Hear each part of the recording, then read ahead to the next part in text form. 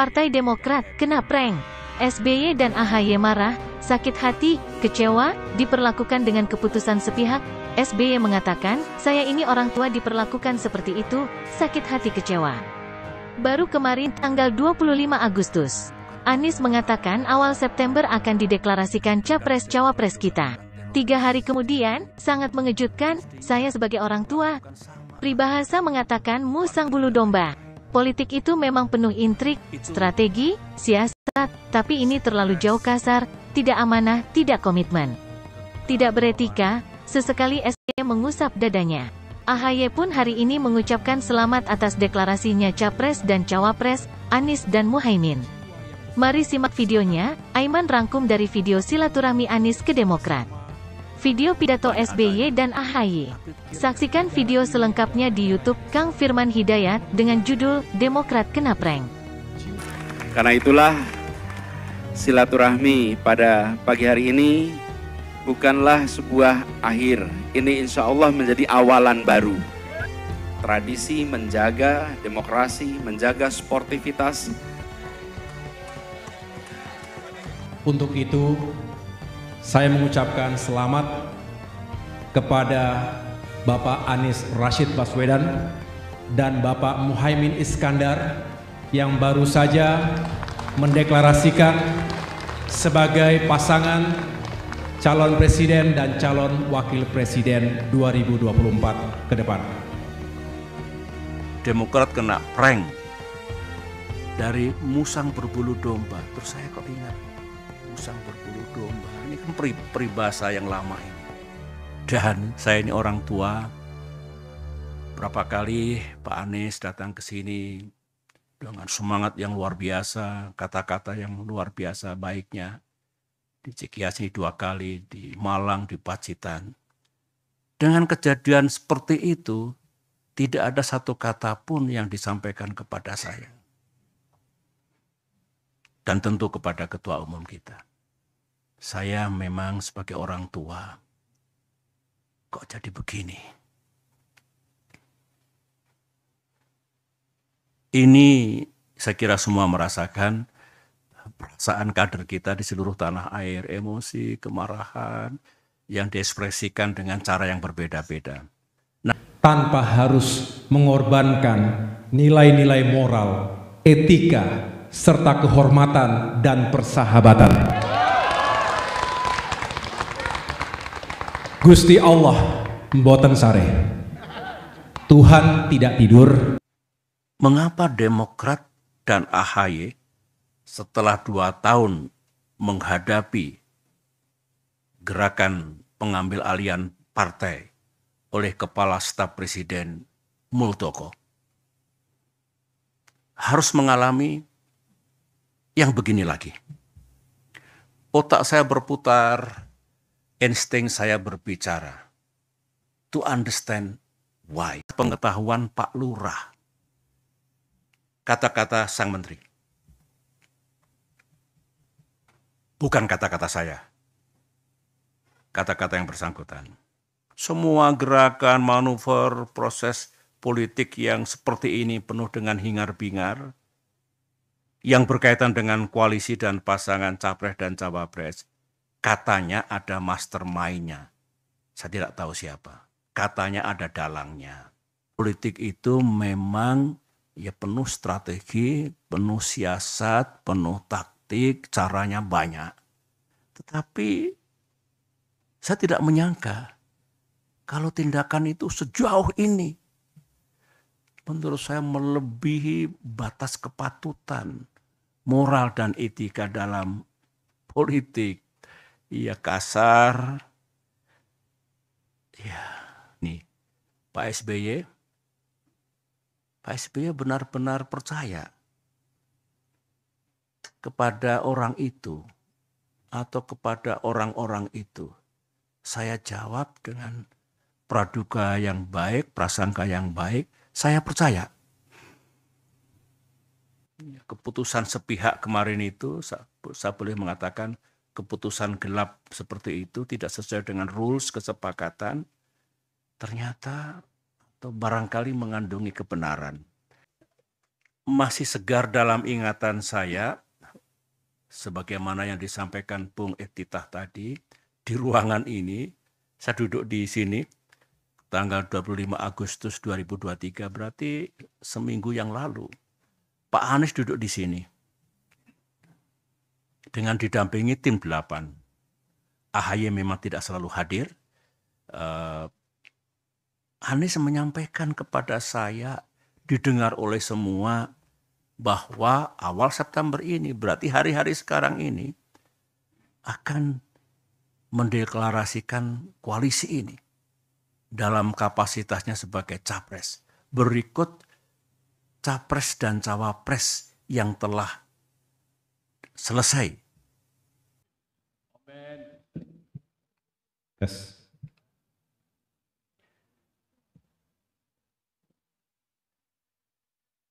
Bismillahirrahmanirrahim. Assalamualaikum warahmatullahi wabarakatuh. Salam sejahtera untuk kita semua. Shalom. Om Swastiastu. Namo Buddhaya, salam kebajikan. Para pengurus, kader, dan simpatisan Partai Demokrat, serta seluruh rakyat Indonesia yang saya cintai dan banggakan. Terima kasih secara khusus saya sampaikan kepada teman-teman media, insan pers yang telah berkenan hadir di Dewan Pimpinan Pusat Partai Demokrat hari ini. Baru saja saya memimpin rapat pleno pengurus Dewan Pimpinan Pusat Partai Demokrat. Saya ingin menyampaikan beberapa hal sebagai respons terhadap perkembangan situasi politik terkini. Juga sekaligus untuk mengklarifikasi sejumlah pemberitaan yang tidak benar, apakah itu hoax atau pemutarbalikkan fakta yang beredar luas belakangan ini di berbagai media, termasuk media sosial.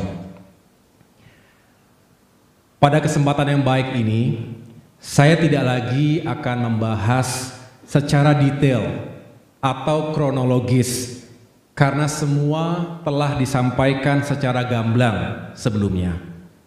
Pertama, melalui press release Sekretaris Jenderal Partai Demokrat Bung Teguh Rifki Harsha pada hari tanggal 31 Agustus 2023. Yang kedua, pada rapat atau sidang Majelis Tinggi Partai Demokrat yang digelar pada hari Jumat tanggal 1 September 2023, di mana Ketua MTP yaitu Bapak SBY yang secara langsung memimpin juga menyampaikan sikap dan posisi Partai Demokrat terkait dinamika politik yang terjadi begitu cepat dan mengejutkan, khususnya tentang nasib dan masa depan koalisi perubahan untuk persatuan. Saya bisa memahami dan merasakan apa yang ada di hati dan pikiran para kader Demokrat. Berkecamuk, juga beraduk antara marah, kecewa, juga sedih. Ada yang memilih untuk diam, tapi tidak sedikit yang kemudian mengekspresikannya di ruang-ruang publik. Sekali lagi saya bisa merasakannya. Namun saya mengajak kita semua untuk sabar dan ikhlas menerima kenyataan ini. Pasti ada rencana Tuhan yang jauh lebih baik untuk kita semua. Mungkin saat ini kita belum tahu persis apa bentuknya. Tapi yang jelas sebagai pemimpin, sebagai Ketua Umum Partai Demokrat, saya bangga sekaligus terharu atas ketegaran, kesetiaan, soliditas, dan solidaritas seluruh kader dan simpatisan Partai Demokrat dalam menghadapi ujian dan tantangan ini. Saya juga berterima kasih karena itu semua yang telah membuat perahu besar ini tetap kokoh di tengah-tengah badai. Saya juga menyampaikan terima kasih secara tulus kepada para tokoh, para sahabat, dan berbagai kalangan masyarakat Indonesia yang telah menyampaikan simpati, doa, serta harapan baiknya untuk saya pribadi dan Partai Demokrat. Selanjutnya, saya mengajak seluruh kader Partai Demokrat agar tetap tenang dan berpikir jernih. Kita tidak akan patah oleh ganjalan politik sekeras apapun. Meskipun kita juga tidak akan berkompromi pada konspirasi politik securang apapun. Saya juga mengajak kita semua untuk bersyukur karena Allah Subhanahu wa Ta'ala masih sayang kepada kita. Bisa jadi ini adalah cara Tuhan untuk menyelamatkan kita dari hal-hal yang lebih buruk. Saya tahu para kader Demokrat marah dan kecewa. Marah dan kecewa bukan karena ketumnya tidak menjadi cawapres, tapi karena perjuangan Demokrat telah dilukai oleh mereka yang tidak jujur, serta telah melanggar komitmen dan kesepakatan. Bagi Demokrat ini sesuatu yang fundamental. Kita merasakan dalam hiruk pikuk politik menuju pemilu 2024, seolah etika, integritas pribadi, dan komitmen politik menjadi tidak lagi penting dan relevan dalam mencapai tujuan. Ini yang justru menebalkan keyakinan politik saya bahwa perubahan benar-benar diperlukan, karena demokrasi yang sejati hanya bisa rawat dan tetap eksis jika hal-hal mendasar tadi tetap dipertahankan. Mudah untuk diwujudkan. Komitmen menjadi barang yang langka. Kata maaf dijadikan obat yang murah untuk pengingkaran atas sebuah komitmen. Ini tentu berbahaya jika dibiarkan, bisa menjadi budaya, menjadi sebuah pembenaran, dan lambat laun bisa membentuk karakter bangsa yang tidak bertanggung jawab. Tentu, sekali lagi, kami tidak akan membiarkan itu terjadi.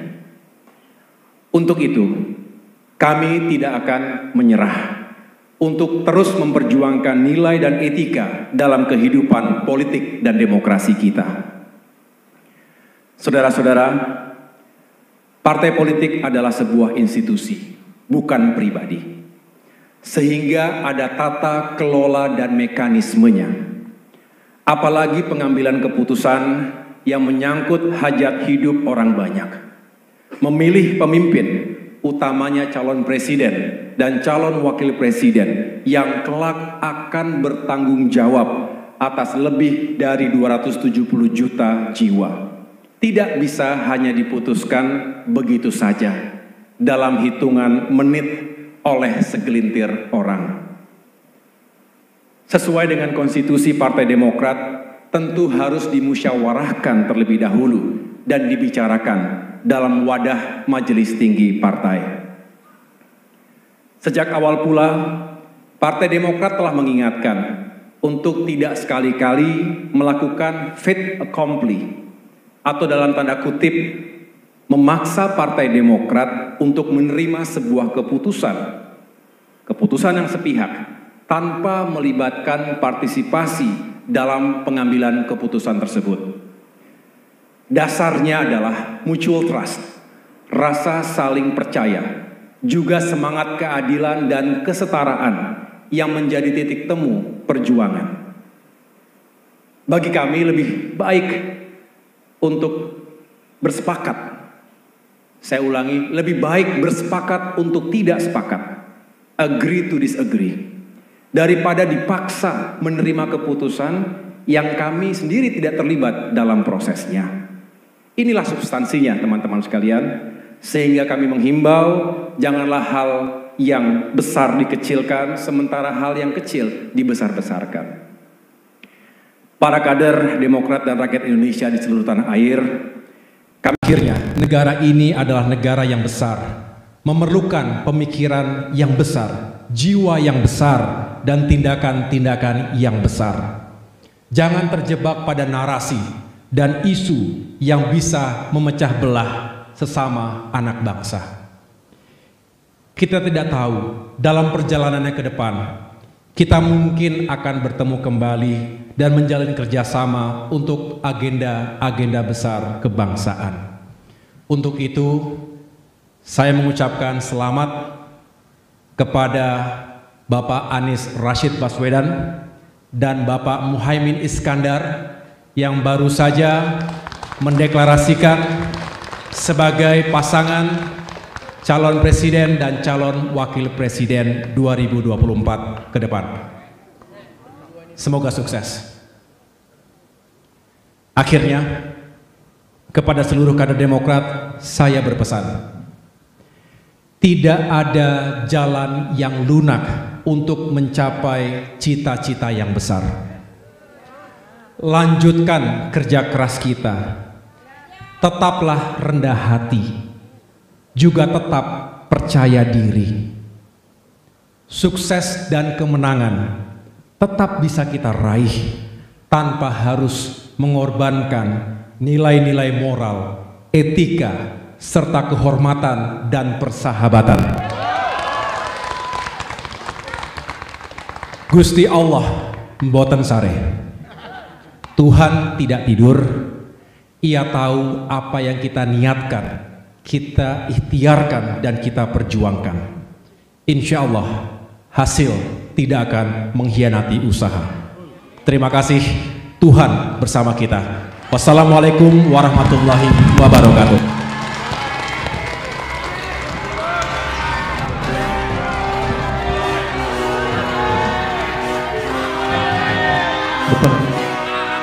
Terima kasih.